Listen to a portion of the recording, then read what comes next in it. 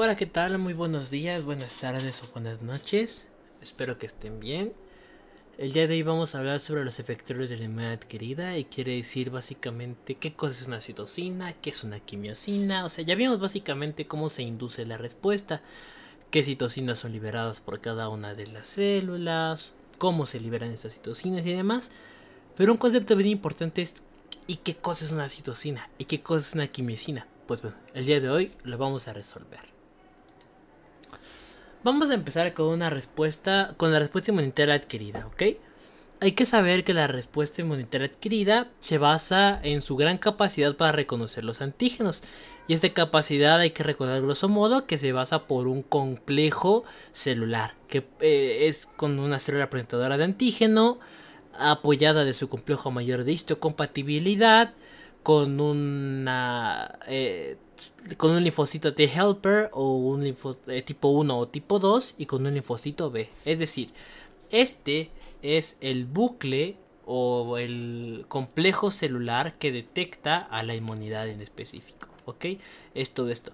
Sin embargo, como vimos en videos anteriores, pueden existir variaciones, ¿no? Que puede ser nada más que un linfocito B se asocie con un antígeno, o que el MHC de clase 2 pertenece a lo extracelular y el tipo 1 a lo intracelular y demás, ¿no? O sea, esto es dependiendo de muchas variables, pero grosso modo la capacidad más grande y la de mejor respuesta se da con estos cuatro componentes, ¿no? Una célula presentadora de antígeno, un MHC, un linfocito T helper y un linfocito B. Es con lo que se da una mejor capacidad de reconocimiento.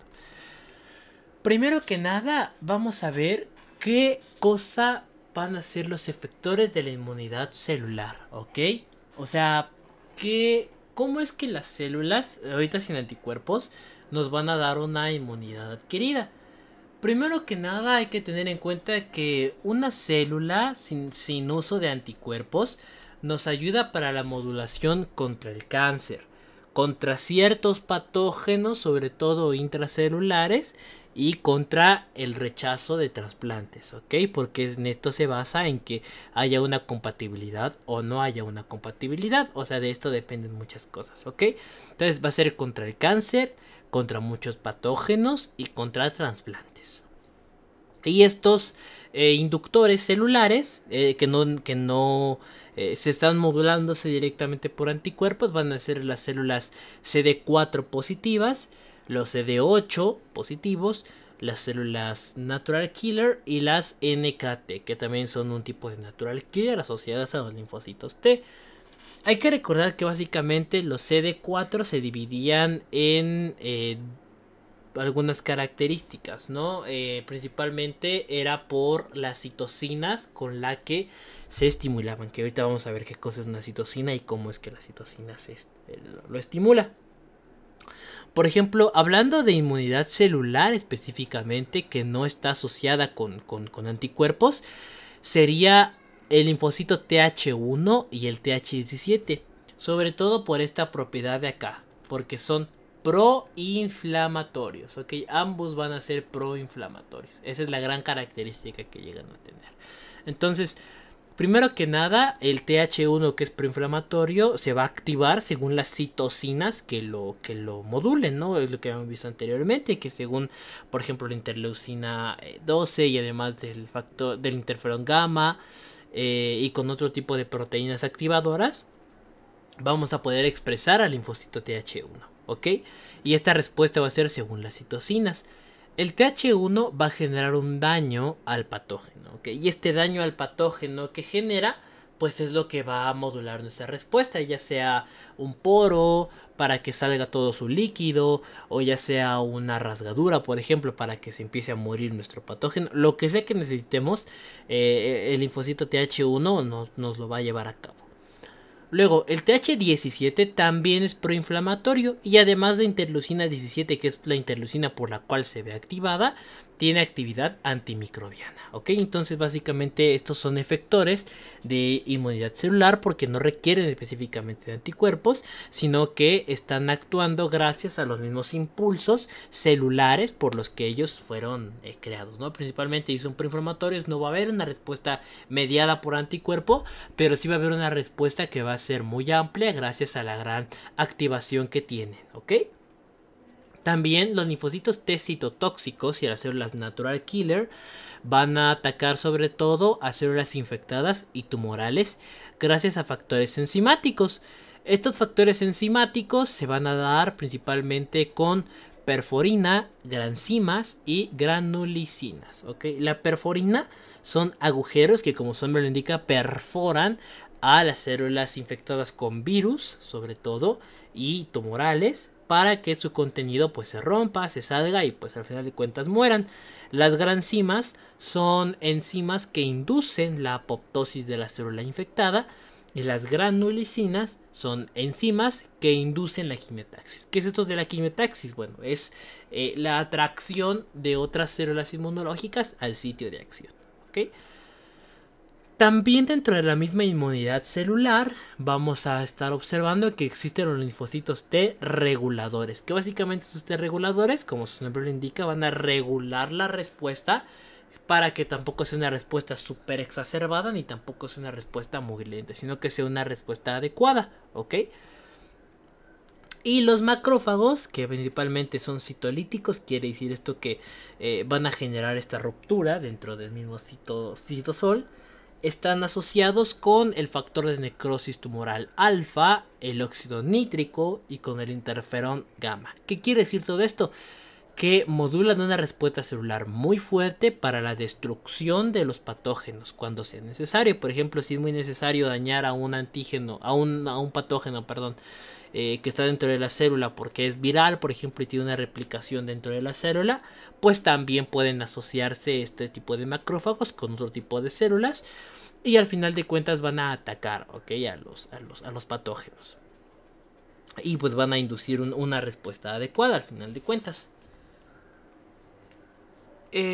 También, bueno, hablando un poquito más ya sobre el concepto básico que nos trae al día de hoy, que qué cosa es una citosina, qué cosa es una linfosina, qué cosa es todo esto, pues básicamente es necesario entender un poquito el concepto histórico, ¿sí? Primero que nada hay que ver que todo este tipo de situaciones a través de las linfosinas, a través de las monocinas, citosinas e interleucinas, son moléculas que son de bajo peso molecular.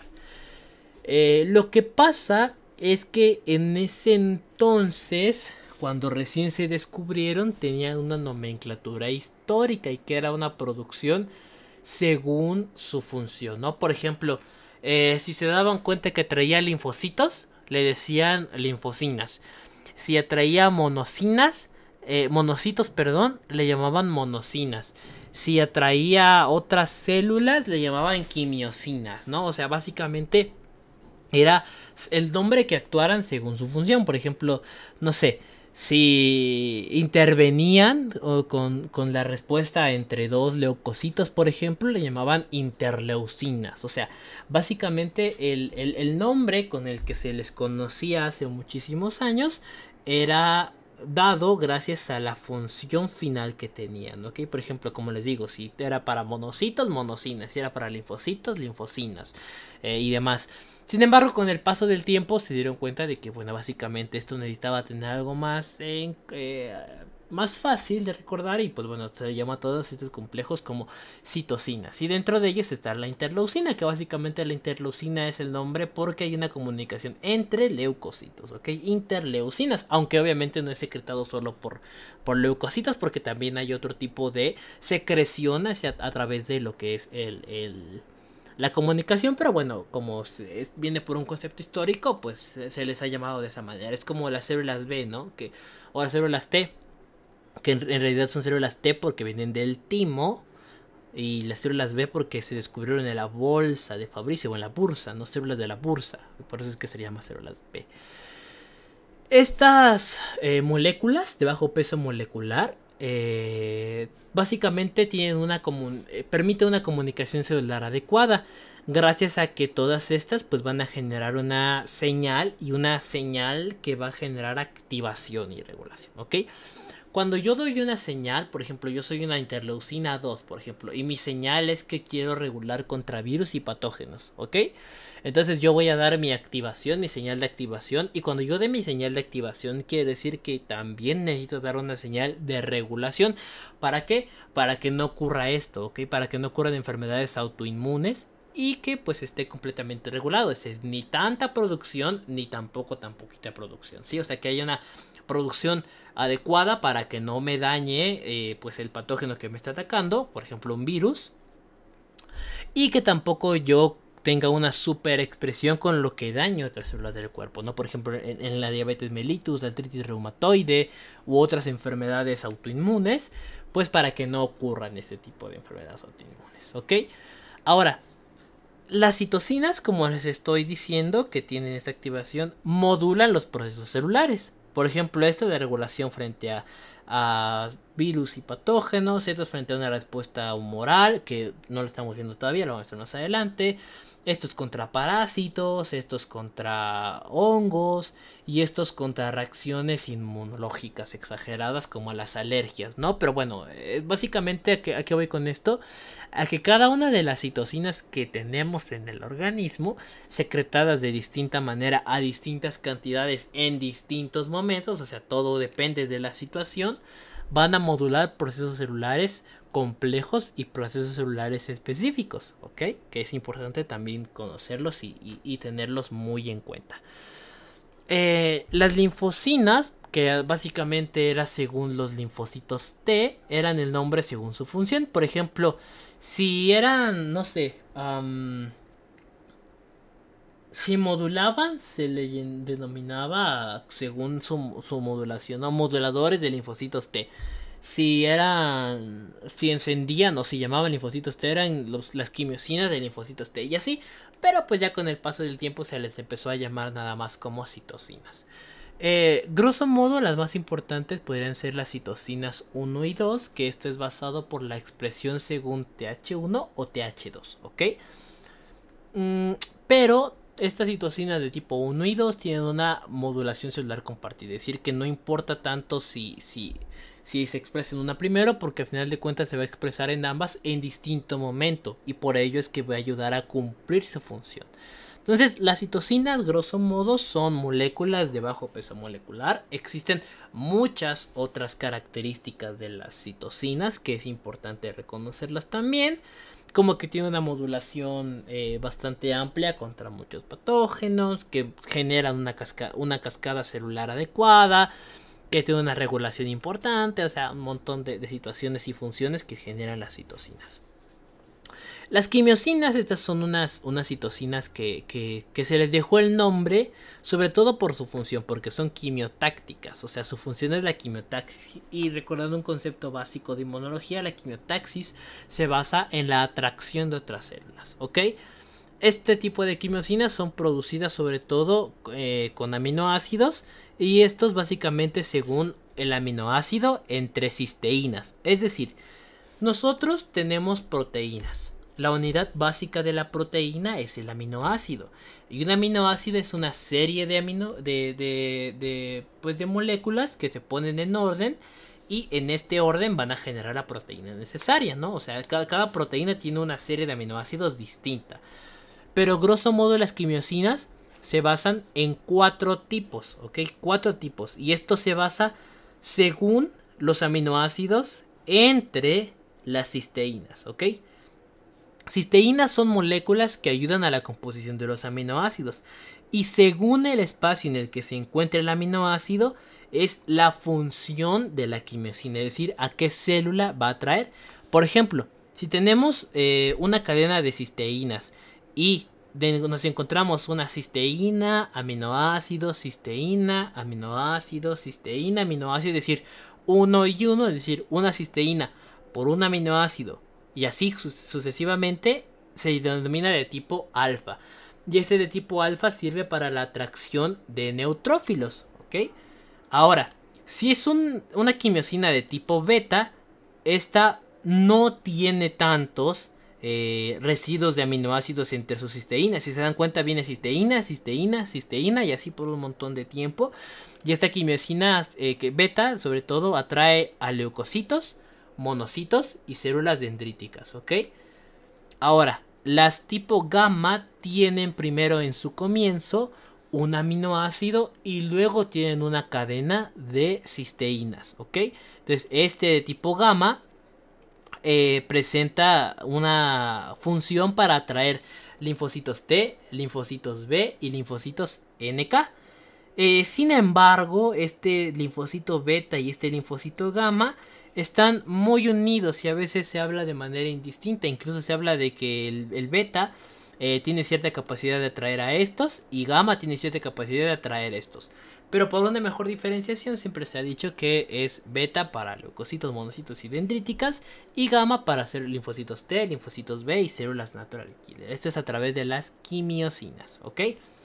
Y finalmente las quimiosinas de tipo delta que modulan la diapédesis, que recordemos que la diapédesis es un proceso súper importante por parte de las células inmunes, porque pasan a través del endotelio y cuando pasan a través del endotelio es para capturar mejor por este rodamiento que generan y capturan mejor a los antígenos. Tienen una cadena de cisteína, luego vienen 3 aminoácidos juntos y luego viene otra vez cisteína, es decir, viene cisteína, aminoácido, aminoácido, aminoácido y otra vez cisteína, así como dice en esta pequeña secuencia de aquí, ¿ok? Entonces, resumiendo un poquito, todo antes se basaba por el nombre y por o sea, el nombre era la función que cumplían, pero hoy en día se modula más hacia las citocinas. Las quimiosinas son un punto aparte porque su función es atraer otras células inmunes y estas quimiosinas se han diferenciado gracias a su composición en cuanto a los aminoácidos, ¿no? Si son alfa, pues bueno, tienen cisteína, aminoácido, cisteína y sirven para tener neutrófilos. Beta gamma, pues tienen esta conformación y sirven para estas células. Y lo mismo que las quimiosinas de tipo delta, ¿ok? Que estas sí principalmente modulan lo que es la diapédesis. Ahora, los receptores de citocinas son un receptor que es bastante complejo y sobre todo son citocinas que se acoplan a proteínas G.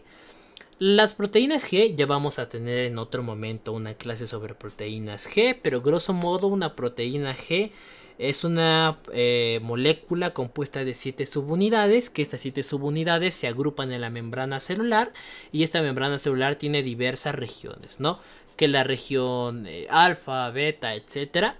Y cuando se une a una región específica, esta se separa y cuando se separa inicia una gran cadena de señales específicas, ¿no? De señales dentro de la célula. Algo así como lo que pasaba con la fosfolipasa C y el inicio de la respuesta de todo lo demás, ¿no? Del inosubtrifosfato, el desaglicerol y demás de lo que veíamos en el video anterior. Pero por ejemplo las citocinas, que están en muchísimas células, específicamente hay un montón de receptores, o sea son muy complejos, inician algo que se llama la vía JAK-STAT, que tampoco me voy a meter mucho en esto, pero básicamente la vía JAK-STAT es una vía que va a ayudar para una transducción de señales y esta transducción de señales nos va a modular una respuesta adecuada. Por ejemplo, nos va a decir, oye, ¿sabes qué? Necesito más proteínas en el núcleo o necesito más, no sé, más anticuerpos o cualquier otra señal que yo necesite. Ahora, ya nos dimos cuenta un poquito de que las citocinas son moléculas de bajo peso molecular y que ayudan en la función de las respuestas celulares, ¿no? Ayudan a que haya una mejor transmisión de respuestas celulares, a que haya una buena regulación de la respuesta, es decir, que no haya ni una respuesta ni tan grande ni tampoco tan chiquita, que sea una respuesta adecuada. Pero vamos a ponerlo en un ejemplo real, ¿ok? En un ejemplo completamente real y que es importante reconocerlo. En el ejemplo del Mycobacterium tuberculosis o bacilo de Hansen, ¿ok? La tuberculosis es una enfermedad feísima. Pero bueno, ¿cómo se aplicaría esto? Primero que nada hay que recordar que la tuberculosis va a entrar a nuestro organismo y nos va a infectar, ¿ok? Entonces hay una infección y entrada hacia los macrófagos porque los macrófagos lo capturan, ¿ok? Entonces es una tuberculosis en su fase latente, ¿no? Está primero en la célula epitelial reconocida por la inmunoglobulina A Y bueno, una vez que genera esto, hay una inhibición de la tuberculosis y los macrófagos lo empiezan a capturar, ¿ok? Entonces los bacilos de Hansen, que son estos los bacilos de la tuberculosis, entran al macrófago y se quedan ahí. O sea, se quedan ahí guardando hasta que llega el momento adecuado. Pueden aparecer nunca o pueden aparecer muy temprano, pueden aparecer en 20 años. O sea, es un periodo muy largo en el que pueden volver a aparecer el bacilo de Hansen o la tuberculosis. Perdón. Primero que nada vamos a tener esto, ¿ok? Un periodo de latencia. Latencia quiere decir que es un periodo en el que no hay enfermedad, pero está esperando aparecer. Y su aparición es según el estado inmune. Por ejemplo, no sé, me dio diabetes y ahora estoy más débil y me contagié hace 15 años, por ejemplo, de tuberculosis. Pues hoy que estoy más débil me va a venir a afectar a tuberculosis. O tengo SIDA, por ejemplo, y hace 5 años que tengo tuberculosis, pero obviamente nunca se detectó. Pues ahorita que estoy débil me va a atacar a tuberculosis. Es decir, cuando yo tengo un estado inmunosuprimido, esta latencia se va a acabar y va a despertar este bacilo que estaba durmiendo adentro de mis macrófagos, ¿ok? Es decir, adentro de los macrófagos tengo un bacilo muy fuerte que está durmiendo. ¿Y qué sucede en este momento? Es una activación de respuesta inmune endógena. Si no saben de qué estoy hablando, les recomiendo ver el video que hicimos sobre la inducción de la respuesta inmune, que se los voy a dejar por aquí. Ese video de la respuesta inmune pues está interesante porque estamos hablando justamente sobre la inducción de la respuesta endógena, ¿ok?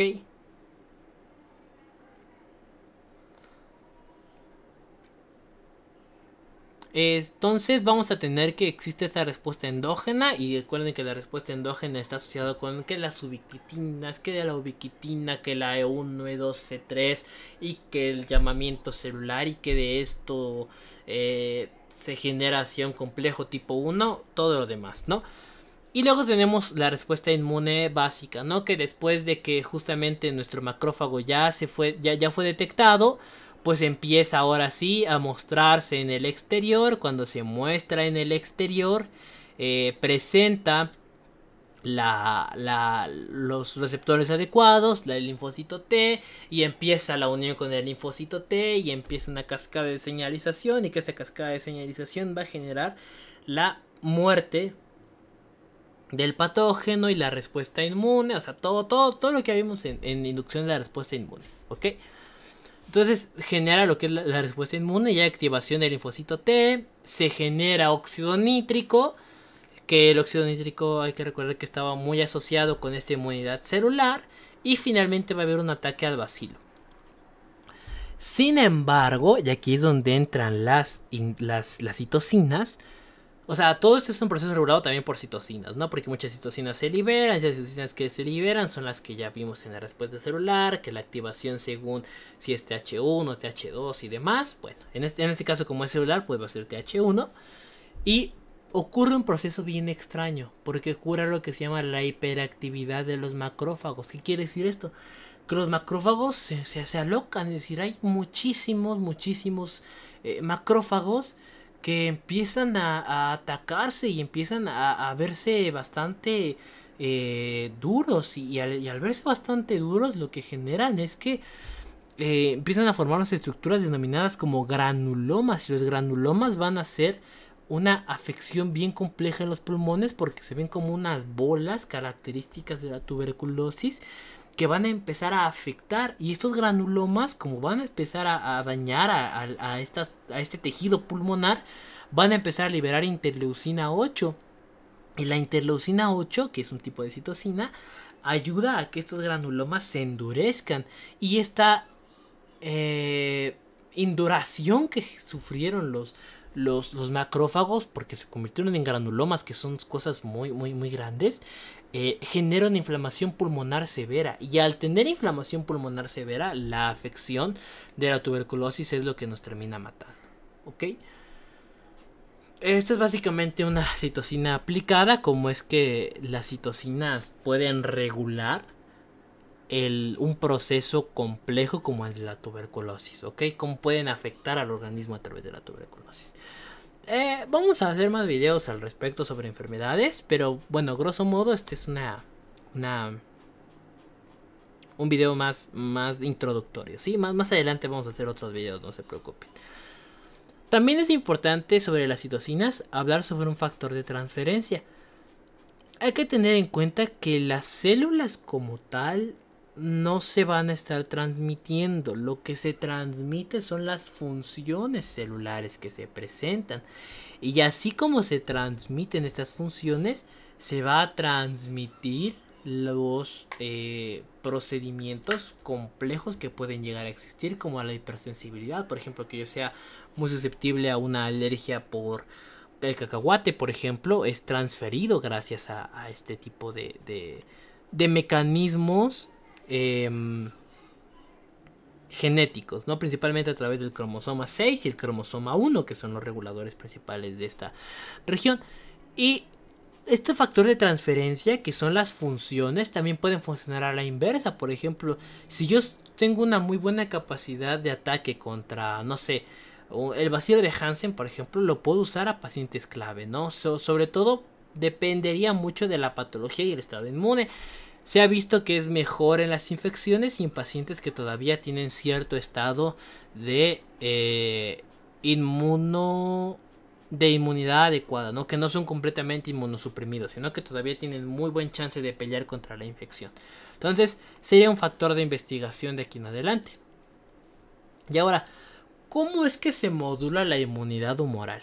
La inmunidad humoral o modulada por anticuerpos es principalmente eso, ¿no? Una inmunidad de las células B en la que no es tanto una respuesta celular como las anteriores, sino que es más una respuesta humoral, es decir, los humores. ¿Y qué es el humor principal?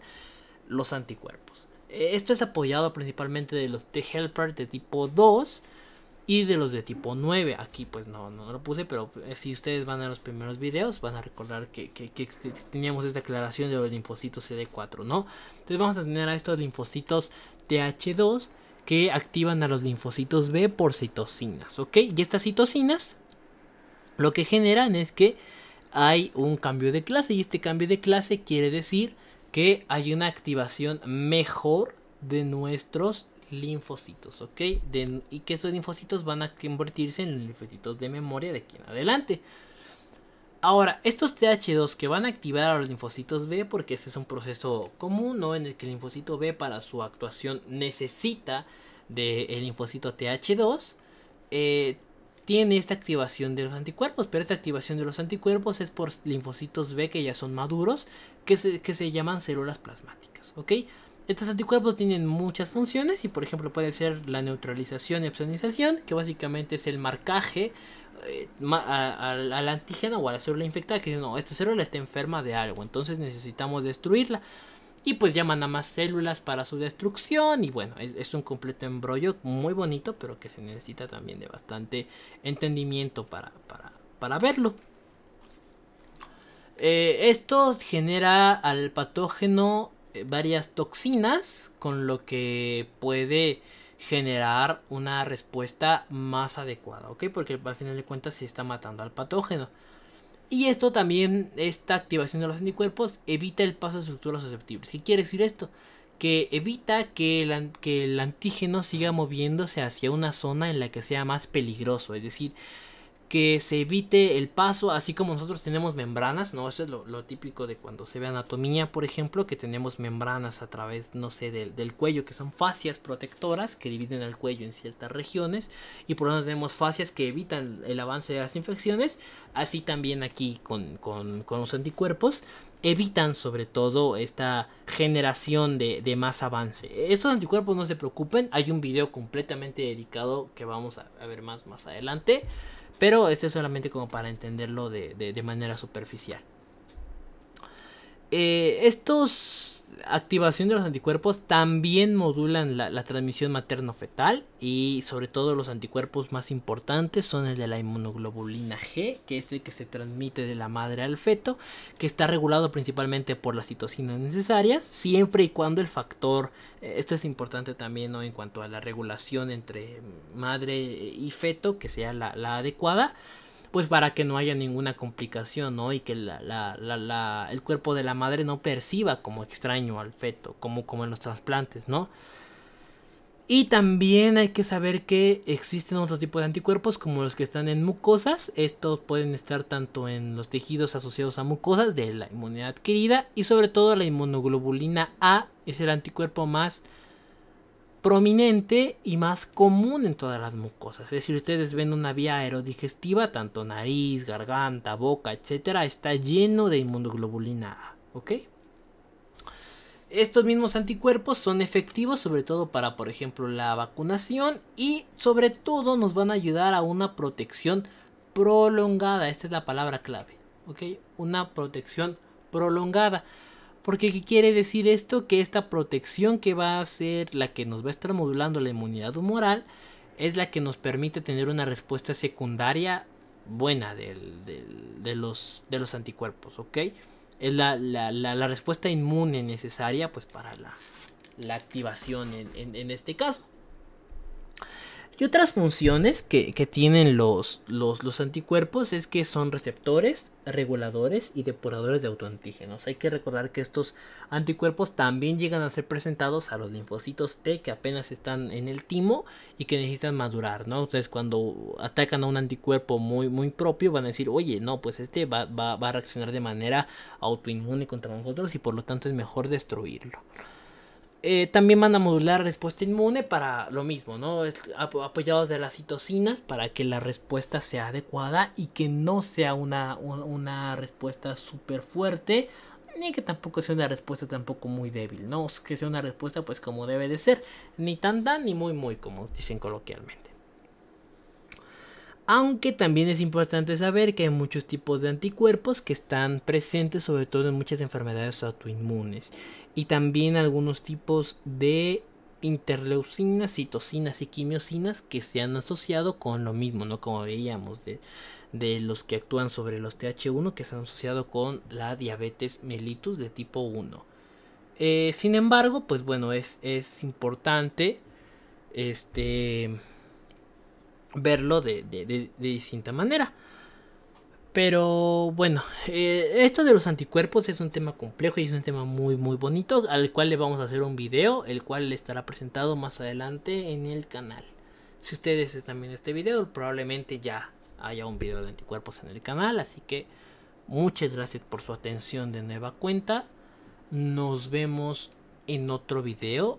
Cualquier duda o comentario, la caja de abajo pues queda completamente a su disposición.